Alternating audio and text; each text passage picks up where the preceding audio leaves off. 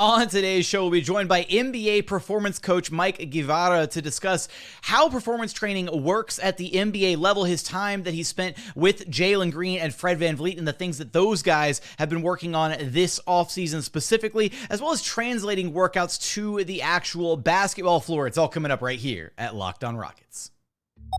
This is Mission Control, Houston. Ignition sequence start. The Houston Rockets select Jalen Green, Alperen Sengun, and Jabari Smith Jr. T-minus 15 seconds. Guidance is internal. Every time I step on that floor, I'm coming. Hey, Houston fans, I am so happy. You're getting somebody who's going to come in with a chip on their shoulder, somebody who's going to come in and compete from day one. 6, 5, 4, 3, 2, 1.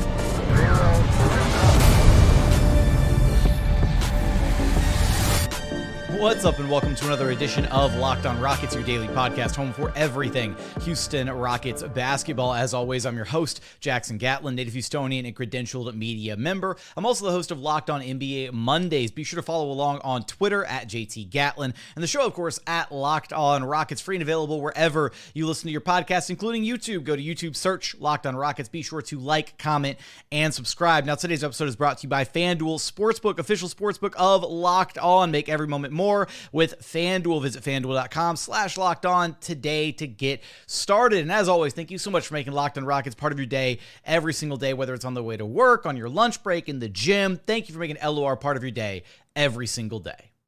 Joining us now is a very special guest, NBA performance coach and co-owner of GBG Hoops Mike Guevara, who you can find on Twitter and on Instagram at Mr. Do It Moving. Mike, so happy to have you on the program, man.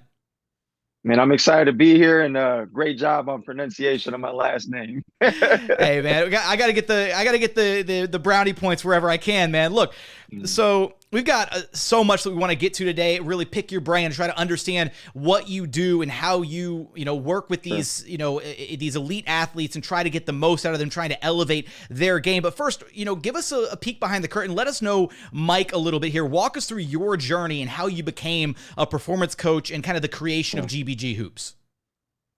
Yeah, so this is a common question that gets asked quite often, and I've kind of mastered the most important part aspect of it, but also kind of trim the fat because I could literally talk about this for the whole show, and I don't want to bore our listeners and viewers with that. So essentially, in a nutshell, I'm an athlete that didn't quite have the measurables to play football at a pro level. I actually played football, believe it or not, but that birthed the characteristics, behaviors, and passion to train because I wanted to close the gap. I wanted to figure out a way to put my name and myself in the top of the top list of any playing venue that I'm in, because as a 5'8" Asian Mexican dude, I'm not turning any heads, so to speak, especially in the sport of football where we're a very high minority. So I trained my butt off. I did everything I could to close that gap through hard work and just experimentation, which did open doors for me. I was able to play college football on a scholarship at Ferris State University at the D2 level. So, that enough for me is a high accomplishment in which I'm super blessed to have experienced, but not quite the pro level. And because of my path trying to close that talent gap, it became a natural transition for me to go straight from playing football, not going to the pros. Okay, so let's help other people go pro. And, that didn't reduce itself down to just football. I actually worked with tennis at a high level, worked with the number one player in the world at one time, Victoria Azarenka, worked in soccer, which actually birthed my career in the NBA. I worked with Lauren Chaney, who is now Jrue Holiday.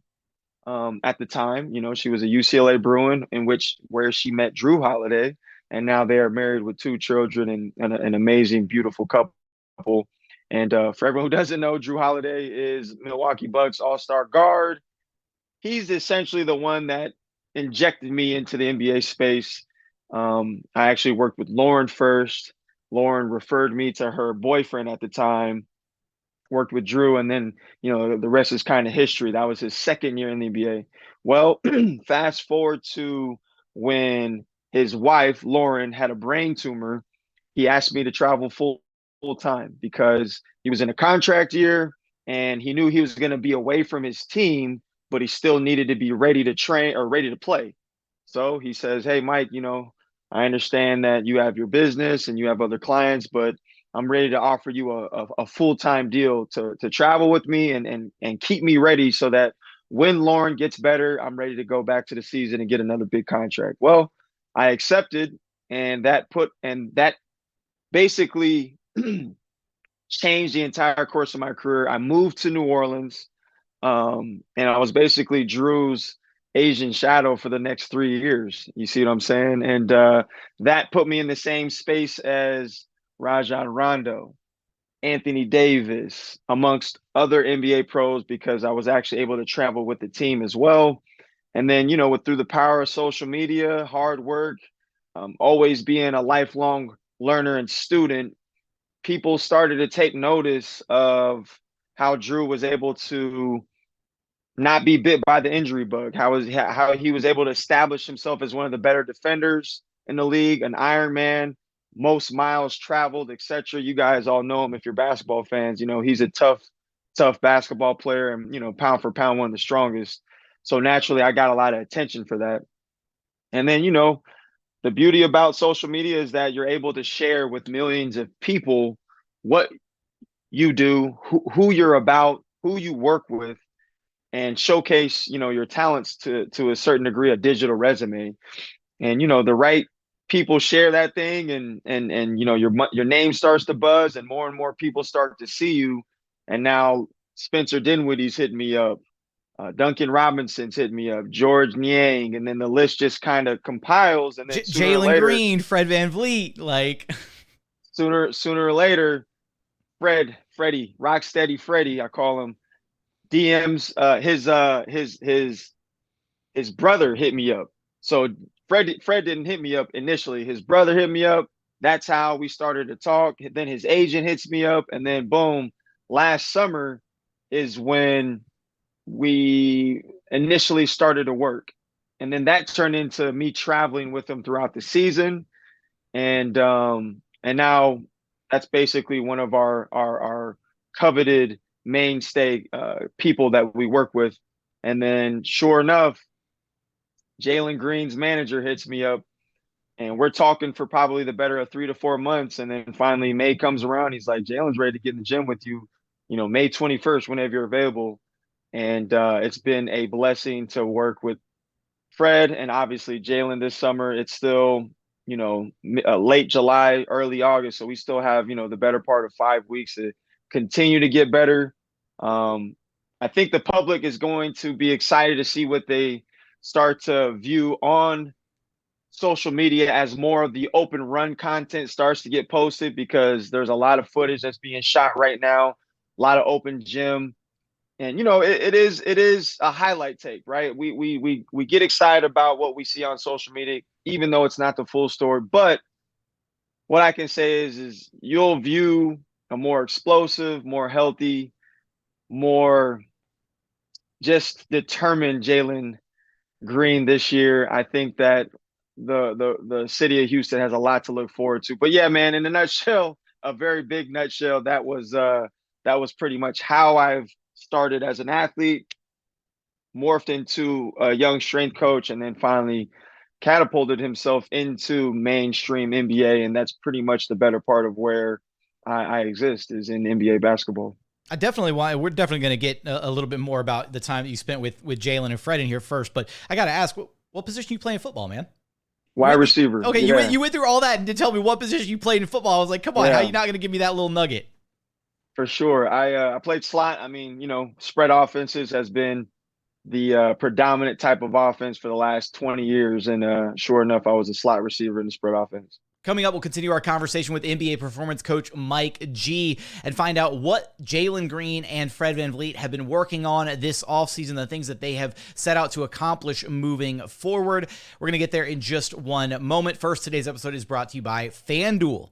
Take your first swing at betting MLB on FanDuel and get 10 times your first bet amount in bonus bets back up to $200. That's right. Just bet $20 and you'll land $200 in bonus bets, win or lose. That's $200 that you can spend betting everything from the money line to over-unders to who you think is going to hit the first home run of the night. All on an app that's safe, secure, and super easy to use. Plus, when you win, you get paid instantly. There's no better place to bet on MLB than FanDuel, America's #1 sportsbook. So sign up today and visit FanDuel.com/lockedon to get up to $200 in bonus bets. That's FanDuel.com/lockedon. FanDuel, official partner of Major League Baseball.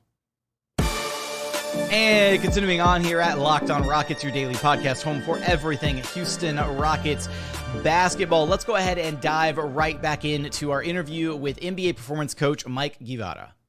Awesome. Good stuff. I do want to know, though, just for you, what's the process like when you first meet someone new, right? And you're kind of establishing the goals and the things that they want to work on and try to improve. What's that process like from kind of beginning to maybe like first workout?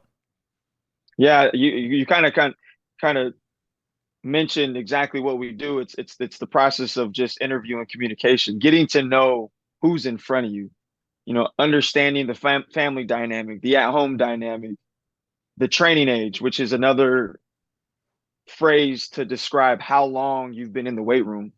Because you got to understand, Jalen's 21 years old, which means, first of all, he's a young man as it stands there in itself, but how often has he been exposed to weight training, right? I mean, he didn't go to college. He went, straight to G League Ignite, right? Some weight room exposure there, obviously. And then, this is his third year in the NBA. Yeah, he's going into year 3, yeah. Going into year 3. So he's had 2 years under his belt with a NBA strength coach. So just trying to understand that dynamic, what his likes are, what his dislikes. And I think that the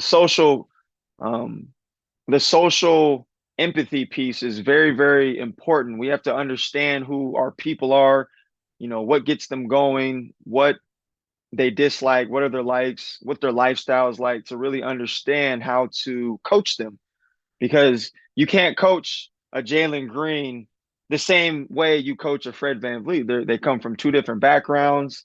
They obviously have an age difference.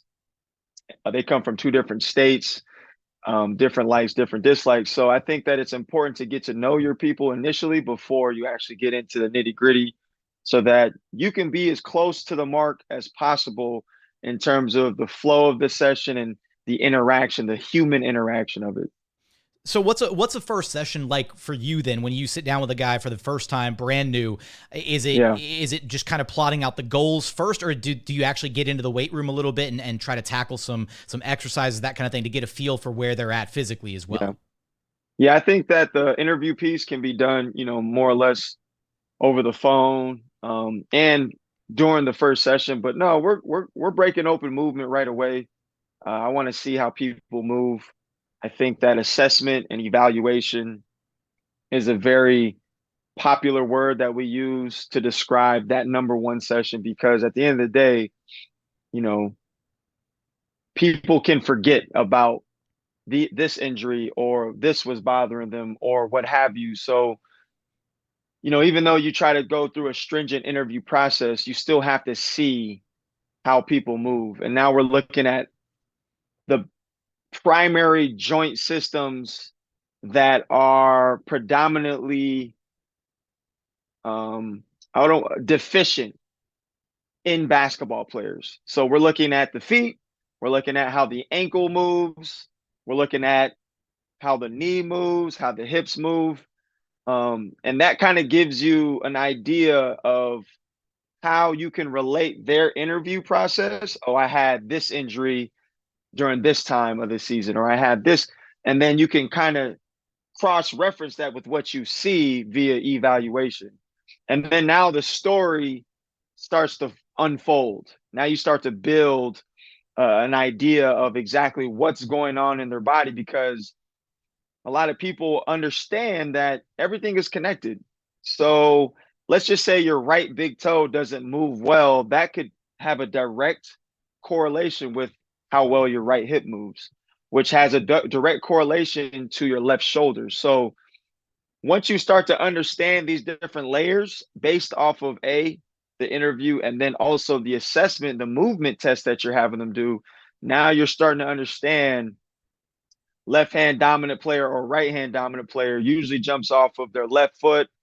I understand why they injured their left knee, et cetera, et cetera. And then you start to fill all these blanks in, which devises ultimately the plan that you want to execute to fix these deficiencies.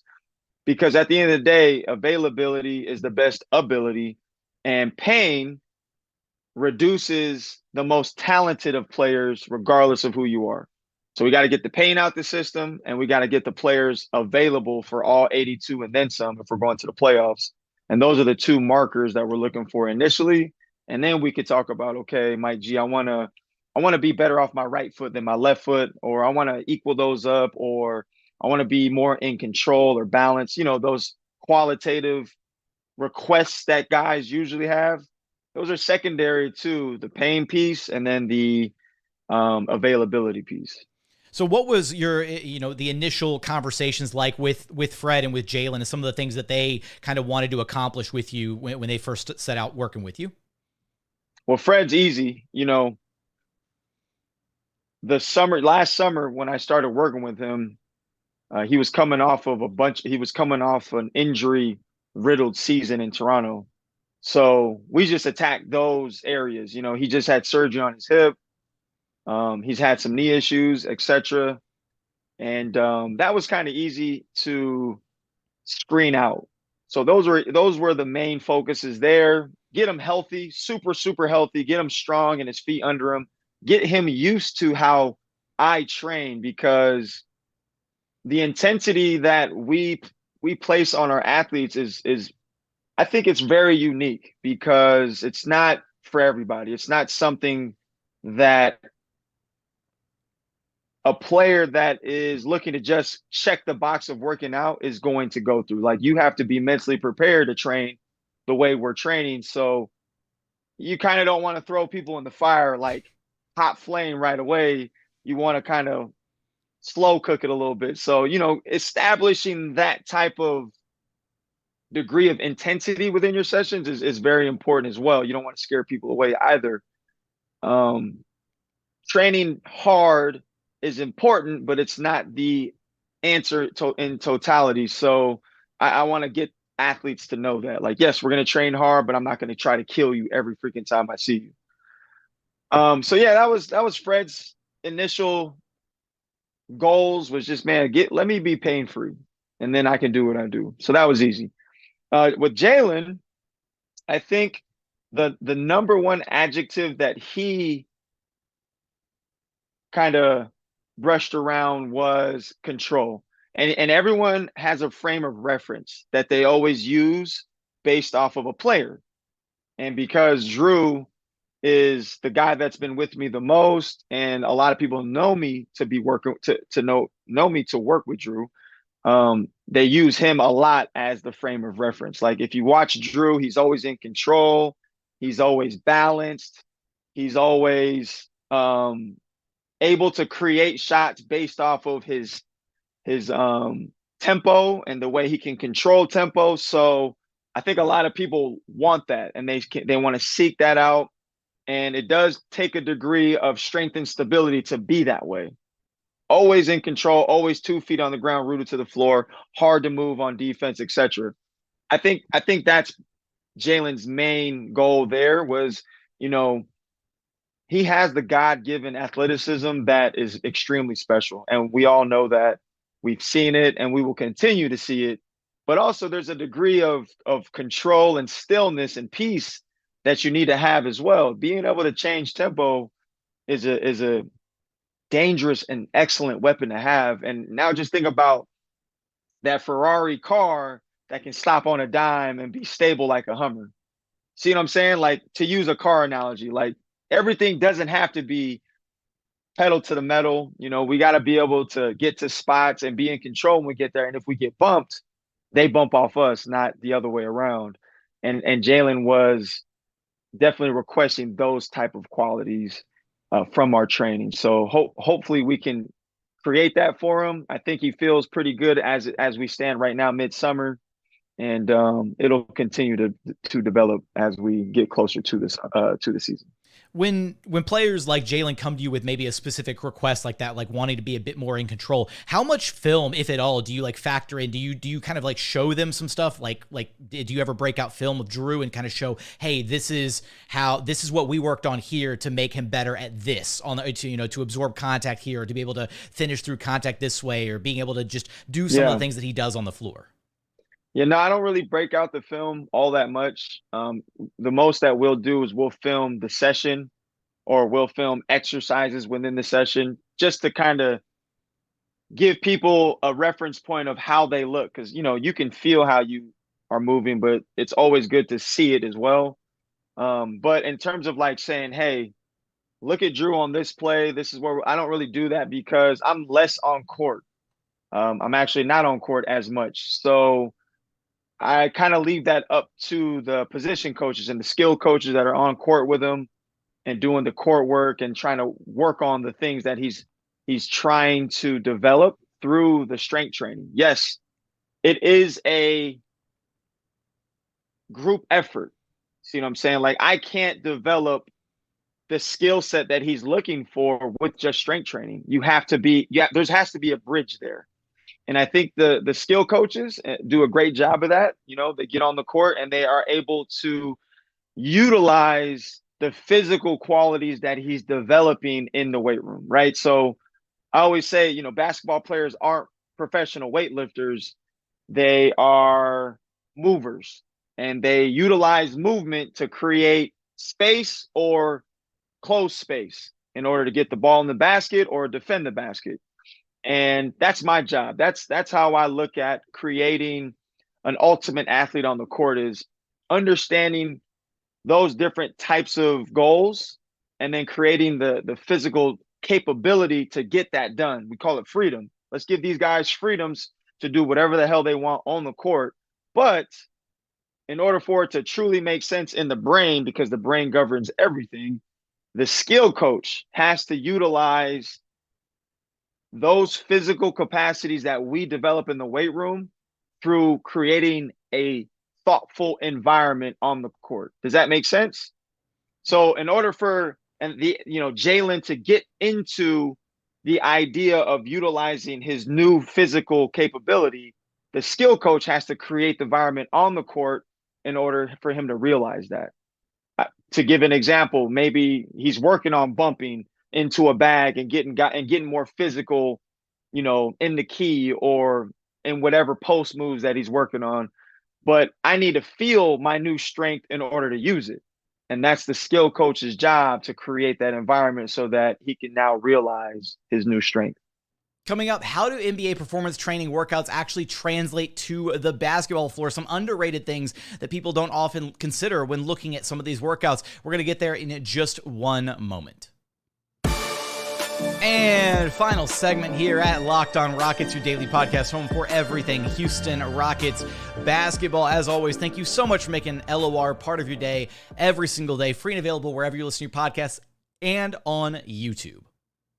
What do you often see because you've kind of drawn the comparisons between, some of the younger guys that you've worked with, some of the older guys you work with. What do you often see as the biggest challenge for younger players like Jalen in your time working with them? I think that younger, and we'll define that as, let's say, 25 and below. The main challenge is also, I don't mean to cut you off here, actually, because you said something earlier that I found was interesting, and I meant to follow up on it with you. You talked about like the weight room years, right? Is there like so when you look at the age of a player, right, you're always factoring that in as well, not just the actual age of the person, right? Yeah, training age is the phrase that we use. And it basically dictates how well they move with load on their body. So that's barbell, kettlebell, dumbbell, cable, whatever it is, because it is a skill to move with a barbell on your back, which is why it's an Olympic sport in itself. Like we try to teach our athletes, our basketball players, our professional basketball players who've grown up playing this skill of basketball their entire life. And then you try to teach them an Olympic lift called a power clean, in which is actually practiced every single day for years to go to the Olympics in. So that in itself is already a highly skilled movement. So factor that concept into training age. All right, well, if your training age is 2 years and below or 3 years and below, that means that I can assume you're not the best mover with a barbell on your back or in a front rack or whatever the case is. But that's just the predisposed notion that, all right, I'll probably have to pay more attention and close attention to how I load their person and also what type of tools I'm using to make them maintain a quality movement. Because at the end of the day, training can be problematic or it can be very beneficial. But if I give a athlete that's not very good at moving with a bar 285 pounds on their back and they look like crazy, just born deer trying to squat or whatever, that's not going to be beneficial for them at all. That's going to be harmful. So, we always want to consider, right, how well can they move with load, always, because we always want quality over quantity, which is why that training age idea comes in. But to answer your question, for a younger athlete that's, 24, 25 and below, I think accountability, discipline, and figuring out how to be a pro off the court and out of the weight room are the main challenges. And I think that it's a process that's going to rely on experience most of the time for athletes to learn that lesson. Yes, I have a lot of the answers to their questions. How many hours of sleep should I have? What types of food should I be eating? What are the best recovery strategies? Yada, yada, yada. But at the end of the day, you need to go through this process. You need to find your truth. You need to figure out what you put value in to understand how to action these strategies. Because at the end of the day, if you're not putting first your work, then that means the work is going to fall down the totem pole, which is going to drastically affect your decision-making process. And if my work is at the third or fourth block of the totem pole, then that means I'm thinking that it's third or fourth best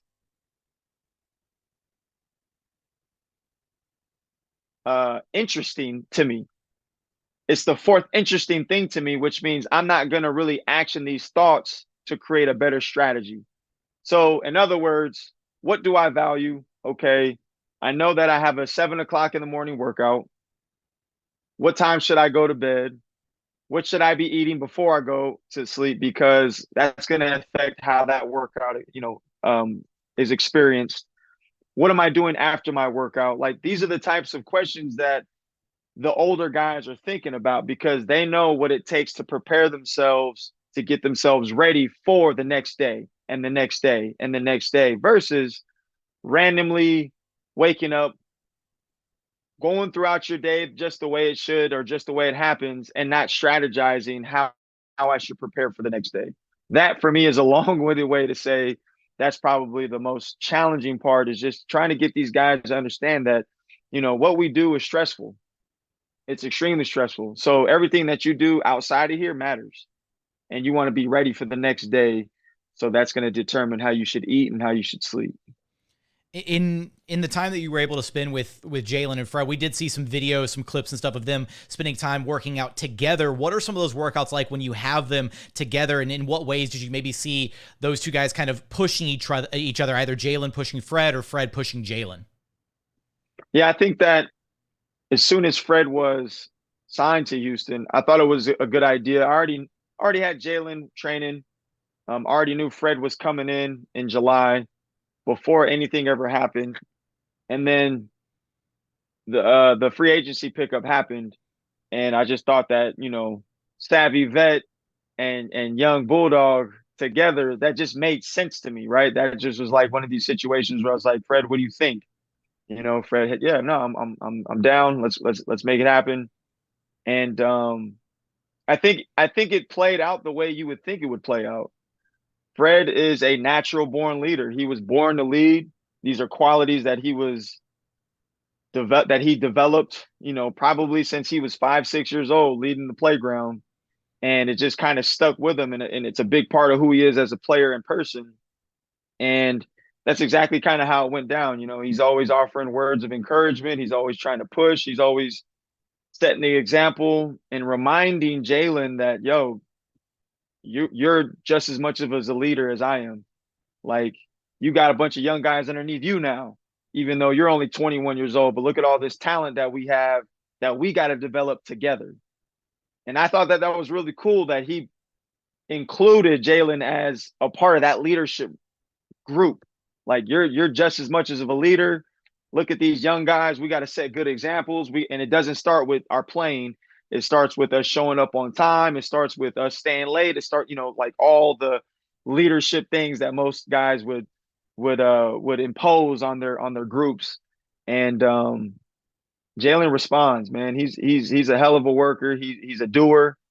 He's not much of a talker, at least with me. He's not, which is fine, but his action talks enough. And I think it's going to be a beautiful Batman, Robin, whoever is whoever. I'm not going to dictate that, but it's gonna be a beautiful relationship, and I think it's going to be a long lasting relationship at that. You mentioned before, kind of, very briefly there for a moment, the way that what you do and the work that gets put in. When you're doing the performance training and the work that these guys put in, the hours that they put in, helps them stay healthy, right? You talked about Jrue being like an Ironman, right? How important is this, right, for guys? I guess even when you're having conversations with them, do guys ever sometimes not realize how important this kind of work is to be able to get their bodies through the slog of an 82 game season and then some if you're in the playoffs too? Yeah, it's critically important. There's no words to describe how important it is. I think intention is everything. Understanding that your body is your paycheck. You can't perform, you can't get a contract. It's that simple. And there's so many amazing, young, talented athletes out there that are, salivating to be in your position. I think, unfortunately, for most young guys, let me not say most, for some young guys, they have to go through an experience of injury to understand how important this is. They have to experience some type of downfall to see how important it is before they actually try to commit to not only the training piece, but also the lifestyle piece, the sleep and the food piece. But I always try to tell these guys, man, don't make the mistake of learning from your mistakes. Make it a point to learn from other people's mistakes, and people that will talk about how, it took me this injury or that injury to fully commit to my training and to my lifestyle and to my diet. You hear those stories all the time. This injury made me commit. Well, nah, like F that. You see that it happens. You see it's been publicized. LeBron spends over $1 million on his body. Tom Brady spends over, like, all these athletes are publicly going on record saying how much they spend to play and maintain elite level physicality. So if those guys are doing it, why wouldn't we? Why wouldn't we take a page out of their books, these legends? If you have the resources, which most of these guys do, invest. And, I'm not watching people's pocketbooks at all, but we all know how much these guys could potentially make. Congratulations, Jaylen Brown, by the way. And I think it's a mistake and travesty that some of us don't want to invest in ourselves by getting good training, getting good nutrition, hiring a chef, and really focusing on that piece of their body during the summer so that they can maintain. And not only maintain, because I always try to tell the story like we're not maintaining, we're actually trying to slowly improve throughout the season so that when we get to playoff time, we're peaking. And I'll tell you a really dope story. I love this story. I was with the Pelicans the year that we swept Portland and then lost to Golden State 4-1 in the gentleman's sweep. Well, the last game of that series against Golden State, I'm cooling Jrue down. We have this full game, post-game routine. He just played 48 minutes. didn't come out the game. And, this is game, I don't know, 88 for him. He led the league in miles traveled, everything. And I'm like, all right, well, it's over. How do you feel? He was like I can keep going. And that for me still gives me goosebumps. Like 48 minutes just played. I'm asking him how he's doing, basically like the conclusion of the season in conversation. He's like I can keep going. I feel great. I feel amazing. And I'm so excited to continue this journey with you. And that for me was the epitome of like, this is real life. We can peak at the playoff time. We don't want to just make it to playoff time. We can actually peak. And that I proved that to myself through Jrue. Jrue's a special athlete, but I think everyone can do it. These are all special athletes. And I just encourage these guys to really take a look at their wellness and their training so that they can do this for as many years as they choose to and not let injury retire them. You have your GBG Hoops YouTube channel that I want all of our viewers and listeners to go be sure to subscribe, check out. I'm putting a link to it directly in the description of this episode. But what type of content can our audience expect to find over there with you guys? Yeah, GBG Hoops, real quick, is abbreviated, which stands for Greatness Breeds Greatness.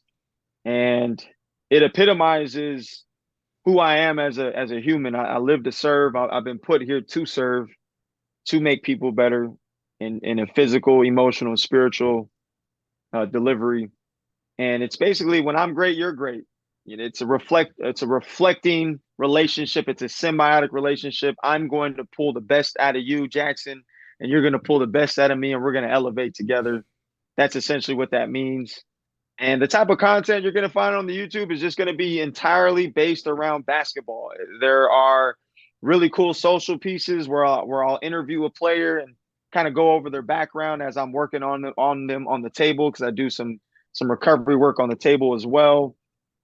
There'll be workout videos on there where you can actually work out with me. There'll be educational content where you can look at different concepts of mobility and potential basketball injury and things of this nature, that is just really about sustaining some type of high level content that you can go and consume for education, for entertainment, and it's free. It's there for you. I do it because I love to share. And I want everyone to have information so that they can fix themselves or help themselves and continue to elevate, because that's what GBG is all about. Man, Mike, well, we really appreciate you taking the time to come here and join us on the program. This was really insightful, some really fantastic stuff. Thanks so much for carving out the time, man. Hey, listen, I appreciate you and everybody who's listening. Thank you so much. Go check out our YouTube, GBG Hoops. Appreciate you guys so much. That's going to do it for another edition of Locked on Rockets. As always, thank you so much for checking out the show. If you haven't done so yet, please consider subscribing wherever you listen to your podcasts, or on YouTube. Just search Locked on Rockets. Be sure to like, comment, and subscribe. Also, be sure to go drop a subscription over on the GBG Hoops YouTube channel. Mike is doing some fantastic work over there. Be sure to go support them. But as always, thank you so much for watching. Thank you so much for listening. And we look forward to having you back right here at Locked on Rockets, your daily podcast home for everything Houston Rockets basketball.